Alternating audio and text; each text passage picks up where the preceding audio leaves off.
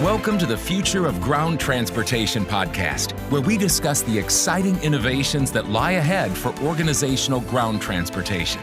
Each episode, we cover topics tailored to those resolving transportation-related challenges and provide tips, tools, and trends that will inspire you to stay ahead of the curve. And now, here's your host, Daniel Perez. Welcome to the Future of Ground Transportation. Today, we have a special guest, Mr. Wilfredo Guzman, Program Director of Boston CDL School. Wilfredo, welcome to the show today. Thank you for having me, Daniel. Appreciate it. Thank you. It's a pleasure. It's a pleasure. All right. So, Wilfredo, let's get a little bit into the weeds. And it's a beautiful day here in Boston today, and Yes. I'm sure that the audience could get a great benefit of what Boston CDL is currently doing in the marketplace, and how you sort of disrupting and innovating within the transportation sector, especially training drivers and workforce to help them get their commercial driver's license. So tell us before we go into what you guys offer. Tell me a little bit about you yourself and how you guys started in the transportation sector. Of course. What's funny, I never imagined myself getting into transportation. So it actually started early on. It's like back in 2003, not too long after graduating high school, and working in this warehousing and logistics company in Hartford Direct. They're no longer in business in Connecticut, and that was a slow transition, with some transportation there.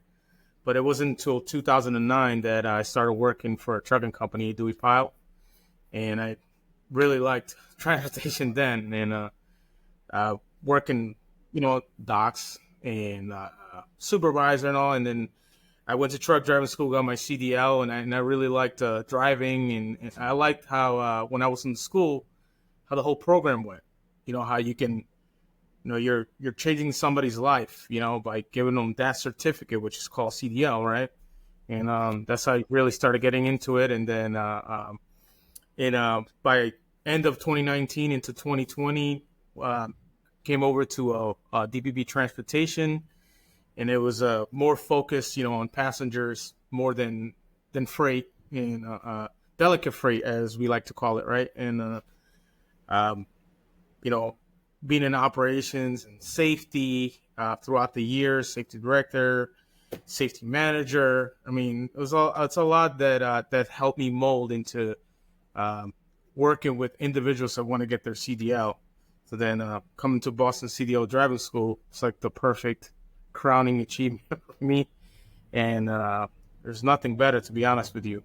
So now that I'm Boston CDL driving school, I have bigger goals in mind now with the school. So Perfect. That's awesome. Thank you for providing us with the context. So tell us a little bit about how you guys started with the school. What is it that you guys do? What is it that the main objective is with the with Boston CDL? Well, Boston CDL driving school, our goal is, to just keep helping individuals, change their lives by getting them on a path for a career. And we do that by helping them get their CDL. They come in here, take our time with them, help them get their permit, with the one-on-ones that we do. And once they're trained, get them road tested, and then we'll help with job placement, which it's another big thing. And it's helping as many individuals as we can, get their CDL. Also working with, different companies that we put in line, transit companies, school bus companies. Got it. So you mentioned job placement. How hard is it to get a job nowadays as a CDL driver in the marketplace? And how long is the process to get it to pass the CDL test? So tackle the second question first. Getting a CDL, it depends where you go, to be honest. And usually, as long as you have a somewhat of a clean record, we have to check all the requirements and qualifications of the individual to make sure they're good. It's drug testing involved. Once you're clear and good to go. It's normally about a 4 to 5 week process. I say 4 weeks, which is, you have about 2 weeks of theoretical work, getting all the ins and outs, hours of service, the air brakes, all the laws and regulations of the road, and get prepared to get their permit, their CDL permit. And once they have the CDL permit with any endorsements, like air brakes that pass in their endorsement, then we prep them in a practical portion, working on maneuvers, behind the wheel, vehicle inspection, and all the driving that we have to do, prepping them for the road test. And along the way, hopefully making them a better and safer drivers. After that, we have the road test schedule. They get their CDL and move on to the next stage, finding work. Got it. And how hard is it to find a job nowadays, Wilfredo, upon obtaining your CDL license? Oh, well, sometimes it could be difficult. People do have to want to work. I know some individuals probably don't like to work. Can be tough. It's probably tougher for companies to find individuals that either have a CDL or that want to work. But it can be tough. All depends what you want to do. A lot of individuals are probably not sure what they want to do until it's right in front of them. That's why. Correct. But in the grand scheme of things, I know that after being CEO for 17 years of a ground transportation company, we have a major shortage of CDL drivers. I'm assuming that for CDL drivers, once they get their CDL license, they could get a job right away. That it won't be that hard. Is that fair to assume? Yeah, and that's one of the things that we've been tackling, and help the shortage of drivers and chauffeurs, because it seems like every year it gets worse, which is pretty crazy, and that's one of the things that we're that we've been tackling, and obviously we want to keep hitting it more head on, get these guys get these individuals licensed and help them find work in the driving industry. Like I mentioned before, especially working with all these other companies, partners, if you will, in both in the transit and school bus companies. Yeah. So what kind of companies do you normally work with? Is it transit agencies, school buses, private companies? If you could just tell us a little bit about the programs and which companies you guys normally work on that have the need that Boston CDL serves. So it's been transit, and a lot has been school bus companies. Obviously, that school bus companies. I don't know if you remember a while back, the shortage was so bad that they were using some of the armed forces to drive school buses. That was a pretty crazy thing. So some of the companies we'd work for, like an NRT, like a Transdev and Locomotion, doing different programs. The different programs we've done is the full-on program, which lasts 4 weeks. Whether it's at night or during the day, doing the 100 hours all the way through, from the beginning, coming off the street, get them permitted and getting them road test prepped, or other programs where they're more accelerated. Individuals come to us with their permit already. They'll have a short time in the classroom, and then it's just within 6 days trained out there, 50 hours in 6 days, out the door, ready for a road test. And we've proven the success already, with these companies, and that's why they keep working with us. Got it. Thank you, Wilfredo. And changing a little bit of the subject here, what sort of challenges do you see within your role and the correlation with transportation and in students getting into the transportation sector? It's a good question. The different challenges I can see right now is some of them is finding.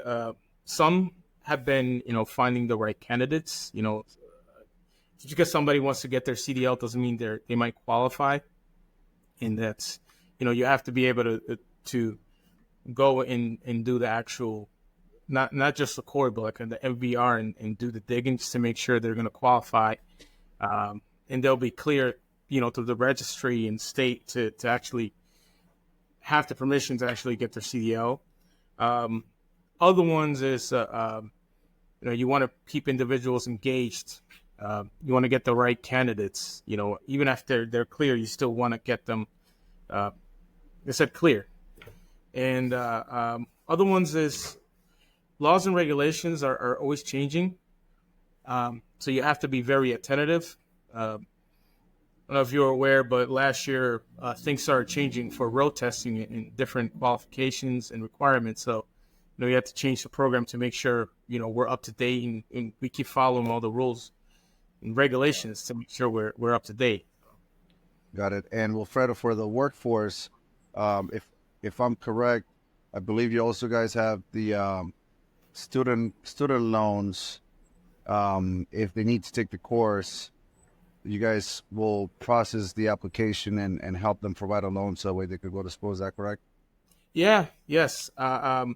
Work with the financial institution, to help individuals that, that don't have the money to pay. So, yeah, we will help them and line them up with the financial institution. They get their loan and they're able to start. And it's a wonderful thing to have and see the smile of somebody that knows that I can actually do it, even if I don't have the money right now. Got it. Perfect. Any other challenges that you foresee, whether it's from the consumer or from corporations that are looking to recruit CDL drivers, or whether it's challenges or opportunities? What do you foresee whether it's challenges or opportunities? Well, the challenges that I've seen so far and that I see keep happening is companies that are looking for chauffeurs and drivers, and they can't get them in the door. And that's what we've been working on, fixing those challenges, working with the different companies. That's what we keep working with these different partners. Like bring these individuals in, we can train them, get them ready for you, get them licensed, so they could get the commercial license and give them right back to you. And we can help with that driver shortage. Driver shortage is always going to be the biggest challenge. Yeah. So what I'm hearing is pretty much you partner with companies that have a major need, that have massive shortages of CDL drivers or a big turn off, and you guys help them place CDL drivers into those organizations, correct? Correct. That is the biggest need in transportation. I'm sure a lot of transportation companies would say that, and that's the need that we've been tackling and we will keep tackling and helping these companies. Got it. Thank you. And when it comes to electrical vehicles, if you had a crystal ball, what do you foresee in the near future when it comes to electrical vehicles, autonomous vehicles, flying vehicles, anything that comes to your top of mind? It's funny asking that question. That's one of the ones you're always trying to look ahead, with different technologies that are happening and that have been taking place. I think I do see electrical vehicles, EVs, and another alternative fuel would be CNG, compressed natural gas. I see those starting to push diesel out the way.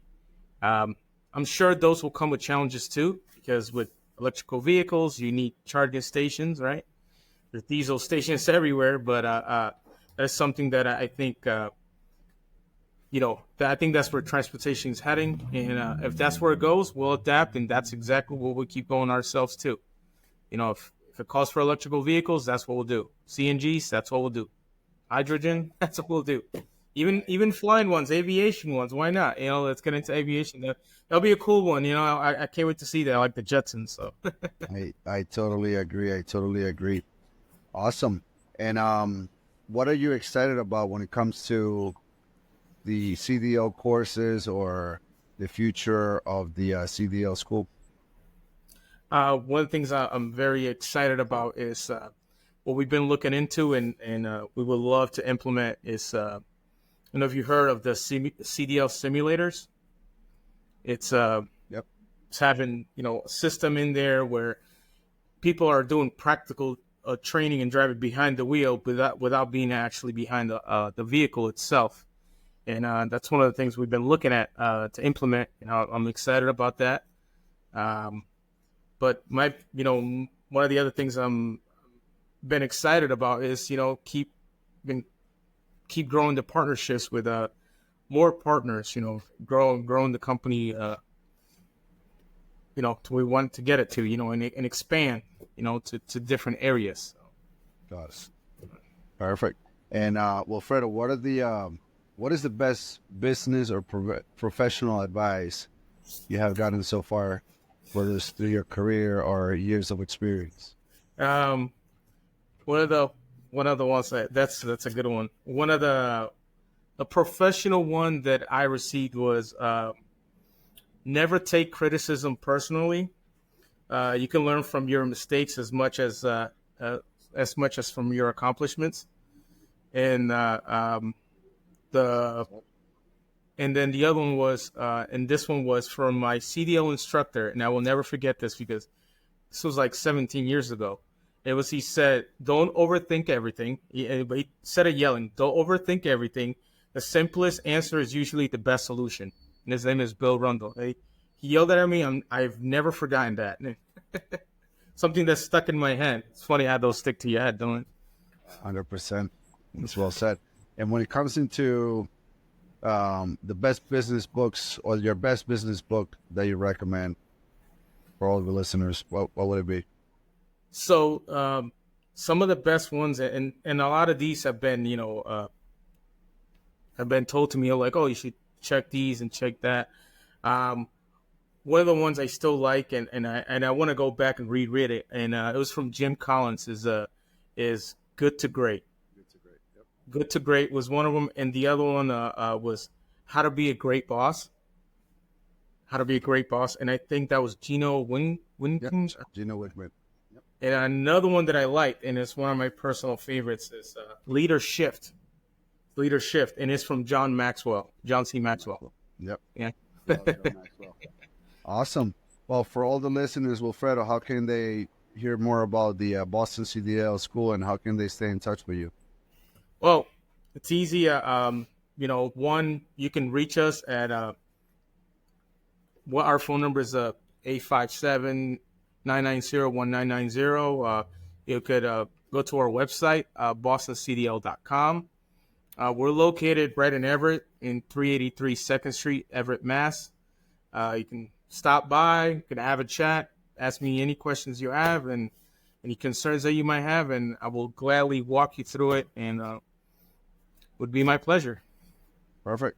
Well, Wilfredo, thank you very much for your time today. And for all the listeners, again, thank you for being part of another episode. Stay tuned for the next episode. Have a great day. Thank you. Bye. First. Thanks for tuning in to the future of ground transportation. We appreciate you coming along for the ride. If you found value in this episode and want to hear more, please make sure to subscribe to the show.